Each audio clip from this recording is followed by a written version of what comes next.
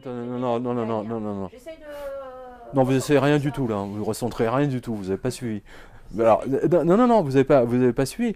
Je veux dire, à partir du moment où vous avez un système économique qui s'écroule, vous avez la montée du fascisme, d'accord, hein? Parce que les gens, ça ne profite qu'au 1% de la population, hein, voilà. Les autres crèvent la dalle. On le voit en Grèce, on le voit en Espagne, on le voit en Italie, et on le voit ici, surtout en France. Donc tous ces gens-là, je vous signale qu'il y a quand même 20% des Français qui ont voté Front National, hein. Franchement, on ne peut pas dire que le Front National soit extrêmement brillant, hein, dans sa démarche. On aurait eu un candidat genre Nikos Michaliolakos, véritablement avec un discours nationaliste, etc., je peux vous assurer qu'il aurait fait beaucoup plus que ça en France, hein. Ça n'aurait pas fait un pli. Le vol de la démocratie est fait parce que les banques ont racheté l'intégralité des médias. Vous êtes bien placé pour le savoir, hein. Je veux dire, certaines de vos vidéos sont plus vues que des vidéos qui sont mises en place par France 2. Attendez, c'est quand même extraordinaire. Ça vous montre bien qu'il y a un problème, hein. À partir du moment où la démocratie a été volée, et la démocratie a été volée par l'argent, hein, c'est l'argent c'est les banques qui ont volé la démocratie, hein. D'une part parce qu'elles sont en train non seulement de voler la démocratie, mais en train de voler les gens. Je vous signale que la Banque Centrale Européenne a déclaré qu'elle va racheter tous les bons du Trésor de l'Espagne, de l'Italie, même si ça repose sur des hypothèques pourries. C'est quand même extraordinaire. Donc vous avez le gouverneur de la Banque Centrale d'Espagne qui vous dit, voilà, j'ai un package de 10 milliards d'euros qui repose sur des maisons qui sont complètement détruites, abandonnées, qui ont été entièrement saccagées parce que abandonnées depuis plusieurs années. Le gouverneur de la Banque Centrale Européenne va le prendre. C'est pas beau ça? Aujourd'hui, le bilan de la Banque Centrale Européenne est pire que que le bilan de la Banque Postale, c'est vous dire. Attendez, mais regardez les chiffres. Toute réalité se traduit par des chiffres. Voilà. Là, il n'y a pas de. C'est de la marche, justement, qui a montré très bien l'arnaque, justement, quand on vous dit que le taux de chômage est retombé aux États-Unis. Tiens, il dit, tiens, c'est marrant, il n'y a aucune progression démographique aux États-Unis depuis quelques années. C'est étrange, hein. Voilà, si vous prenez les chiffres du chômage du Bureau of Statistics, élabore, hein, parce que c'est ce bureau-là qui donne les chiffres, hein. C'est absolument extraordinaire. Les mecs, c'est des tours de passe-passe. Regardez l'INSEE, hein. C'est quoi si ce n'est le vol des Français? Quand l'année dernière, ils ont dit que comment dire, l'inflation était de 2, je sais pas, 6%, on va dire, allez, 3, hein, alors que tout le monde a vu dans son panier de la ménagère, hein, que l'inflation était de 20, voire 25%. Hein. Mais vous imaginez si l'INSEE avait dit l'inflation cette année a été de 22%, ça aurait explosé tout, ça aurait explosé tout le système. C'est pour ça que les gouvernements mentent ouvertement avec leurs statistiques de l'inflation. Écoutez, moi, je ne sais pas, mais vous avez vu ce qui s'est passé en 1936-38, hein. Vous avez vu que au final, tout ceci, ça s'est terminé dans une guerre. Voilà. Donc, rien de tel qu'une bonne guerre, hein, pour masquer le truc des banquiers. C'est fabuleux. C'est excellent. Et donc, vous allez voir que d'un seul coup, ils vont aller en Syrie. Là, ça permet de masquer tous les problèmes. Parce que si votre télé ne parle que de la guerre, de la guerre, de la guerre, bah, ça permet de ne pas parler d'autre chose. Un exemple, dernier exemple, vous avez un enlèvement d'enfants. C'était hier. Ça a occupé toute l'actualité, hein, 80% du temps d'antenne. Est-ce que ça mérite vraiment que ça occupe 80% du temps d'antenne? Je crois pas. C'est pas du tout par hasard que ça occupe 80% du temps d'antenne. Le dirigeant d'Aube Dorée a dit quelque chose de très juste. Vous avez sa vidéo sur le blog. Il a dit que lorsque la junte des colonels, hein, le régime des colonels a rendu le pouvoir, hein, aux politiques grecs, hein, à l'Assemblée, la dette de la Grèce était de zéro. La dette était de zéro. La Grèce n'avait strictement aucune dette à l'extérieur. Je vous rappelle qu'en 1973, hein, ou même 72, très peu de temps après la mort du général de Gaulle, hein, la dette de la France était minime. Enfin, elle n'était certainement pas à la hauteur des 1400 ou 1400 milliards qu'on a aujourd'hui, Hein, c'était certainement, on a peut-être, je sais pas, peut-être 500 millions, ou peu importe, enfin, des clopinettes par rapport à ce qu'on a aujourd'hui. Enfin, je veux dire, la dette nécessaire hein, pour faire tourner comme une entreprise, etc. Enfin, je veux dire, rien de bien. Alors qu'aujourd'hui, la charge de la dette en France, hein, elle arrive juste après l'éducation nationale. Je ne sais pas si vous réalisez. On marche sur la tête, ou la dette. Hein. C'est vraiment ça. Non, mais c'est absolument consternant. Et ça ne choque aucun politique. Vous n'avez aucun député qui. Vous avez remarqué à quel point les députés français ont démissionné face aux problèmes financiers et monétaires. C'est extraordinaire. Alors ils vont s'entretuer pour le vote des homosexuels, des machins, hein, tous les sujets qui ne sont pas des sujets. Alors ça, ils vont en faire des tartines. Hein, ils vont défiler dans la rue pour ça. Mais pour faire quelque chose sur la dette de la France, hein, pour la mise en esclavage de la France, il n'y a pas un député qui s'est levé. Pourtant, ce sont des gens qui sont censés défendre le peuple. Mais en fait, qu'est-ce qu'on constate? Ils ne sont là que pour défendre leur pathétique parti politique. Hein, quand c'est pas le PS, c'est l'UMP ou hein, voilà. Voilà ce qu'ils font. Ils ne défendent absolument pas le peuple français. Ils défendent uniquement leur parti politique. Hein, exactement comme en Grèce. Donc on verra ici en France des gens comme Mélenchon monter en puissance, bien sûr. Hein, on verra des gens comme Marine Le Pen, effectivement. Mais je pense que si un jour en France vous avez comment dire, un dirigeant politique néo-nazi qui se présente aux élections, il a des chances, effectivement, au municipal ou législatif, de faire un score. Je veux dire, Aube de Ré l'a bien fait en Grèce.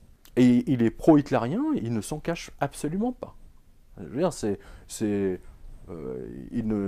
il est clair hein, vis-à-vis de ses concitoyens. Il dit, moi je suis un admirateur d'Hitler, votez pour moi. Pourquoi?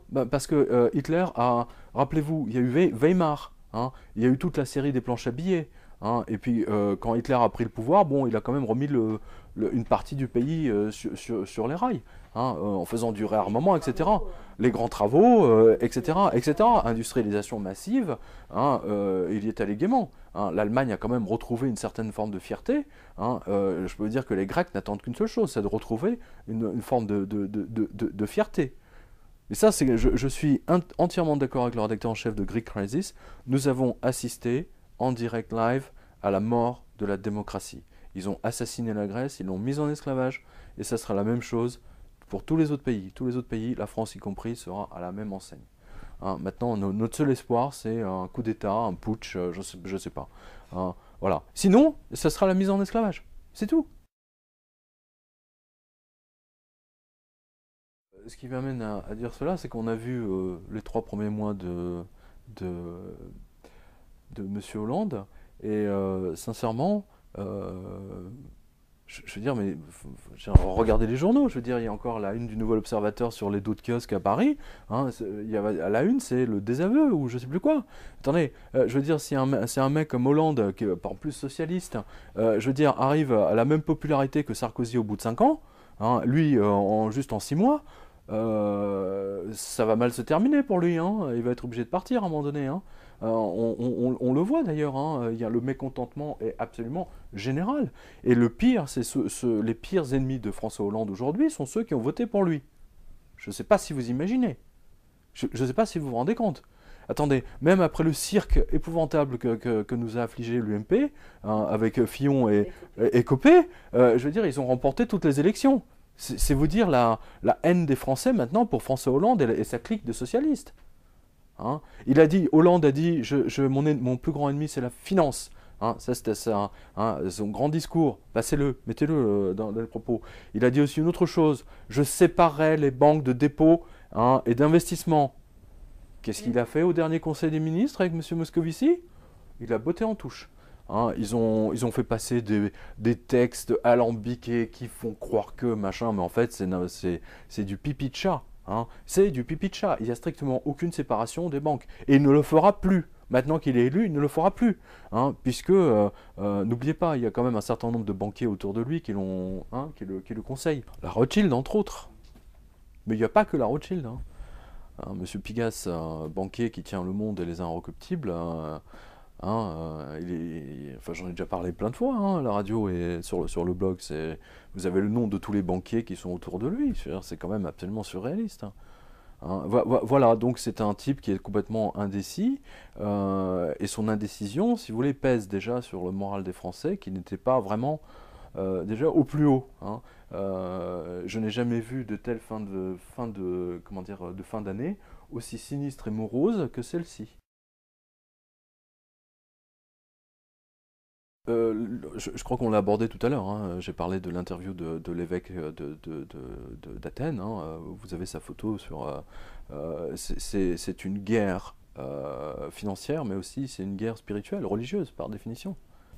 Spirituel et religieux, c'est pas tout à fait la même chose. Bon, attendez, le spirituel n'est jamais très très éloigné du religieux. Hein. Jamais. Normalement, non, mais lorsqu'on parle. Ce sont, à la base, si vous voulez, ce sont quand même, ce sont des idées, on va dire, spirituelles ou religieuses ou philosophiques, comme vous voulez, hein, mais à la base, vous trouvez ça. Je vous signale qu'ils se sont entretués à Constantinople pour une virgule ou pour la définition du Saint-Esprit. Hein. Ils se sont entretués, ils se sont battus physiquement, Oui. hein, pour une définition. Évêques, hein, évêques, cardinaux, etc., prêtres, ils se sont battus physiquement à coups de poing, hein, pour la définition du Père, du Fils et du Saint-Esprit. Alors, si déjà ils se battent pour ça, alors imaginez pour le reste. Mais attendez, vous aurez toujours des gens, qui, je veux dire, on pourrait m'accuser, par exemple, de récupérer ceci ou cela. Vous voyez ce que je veux dire? Alors que quand j'ai commencé le blog de l'Apocalypse financière en 2008, hein, je le rappelle quand même, je me faisais insulter régulièrement par tout un tas de gens extrêmement bien intentionnés. Hein. J'ai même des menaces de mort et compagnie. Hein. Alors en février 2008, en mars 2008, personne ne voyait l'explosion de Wall Street arriver. Je vous le signale quand même. Hein. Donc s'il y a bien quelqu'un qui peut parler de spiritualité, excusez-moi, parce que j'avais quand même publié un livre qui s'appelle 777, hein, où je fais une interprétation qui est la mienne. Hein, on n'est pas obligé de la partager ou d'y croire, mais au moins j'annonce clairement que je suis fou, hein, et que tous ceux qui veulent bien me suivre dans ma folie lisent ce livre. Hein, voilà. Donc, je veux dire, 777 est là pour vous montrer que c'est aussi il y a une dimension spirituelle. Hein, je le montre clairement dans ce livre. Mais non, là on est en train de rejoindre les Écritures. Je veux dire, attendez, je l'ai écrit. Hein.